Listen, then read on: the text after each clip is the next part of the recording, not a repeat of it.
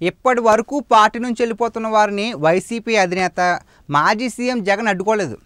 వారికి ఎక్కడా బ్రేక్ లేదు. కనీసం చర్చించను కూడా చర్చించలేదు. దీంతో చాలామంది నాయకులు పార్టీకి జల్లా కొట్టి జంప్ చేశారు.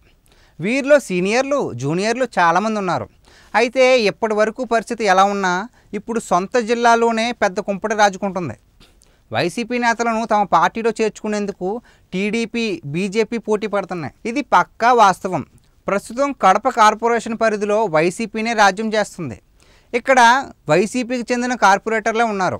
అయితే ఇప్పుడు వీరిలో సగం మందిని తీసుకుని కడప కార్పొరేషన్పై ఆధిపత్యం సాధించాలని టీడీపీ నేతలు నిర్ణయించుకున్నారు. దీనికి చంద్రబాబు ఆదేశాలు ఉన్నాయా లేవా, లోకల్ నాయకులు ఇలా చేస్తున్నారా అంటే విషయం ఏదైనా కూడా మొత్తానికి ఇక్కడ వారు మార్పు దిశగా అడుగులు వేయడం కనిపిస్తుంది. ఇప్పటికే సగం మంది కార్పొరేటర్లు కండువాలు మార్చుకునేందుకు రెడీ అయిపోయారు. వీరిలోనూ 7 నేడో రేపో సైకిల్ ఎక్కడ ఉన్నారని తెలుస్తుంది. ఇలాంటి సమయంలో మరోవైపు బీజేపీ నేతలు కూడా మిగిలిన వారిని తమ వైపు తిప్పుకునేందుకు సిద్ధమయ్యారు.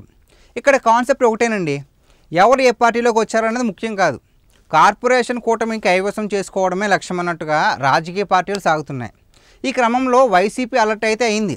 ఎంపీ అవినాష్ రెడ్డి తమ పార్టీ కార్పొరేటర్లతో రహస్యంగా మంత్రాలు జరుపుతున్నారు. కానీ ఎక్కడా ఆయన చర్చలు ఫలించడం లేదు.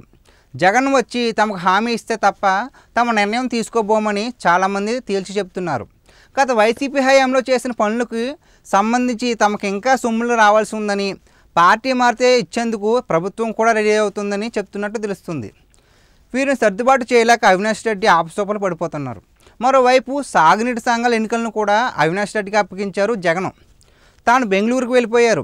ఫలితంగా పులివెందులో సాగునీటి సంఘాలు అన్నీ కూటమికే దక్కాయి. మరి ఇప్పుడైనా జగన్ స్పందించి కార్పొరేటర్లకు అప్పగిస్తారో లేదో చూద్దాం.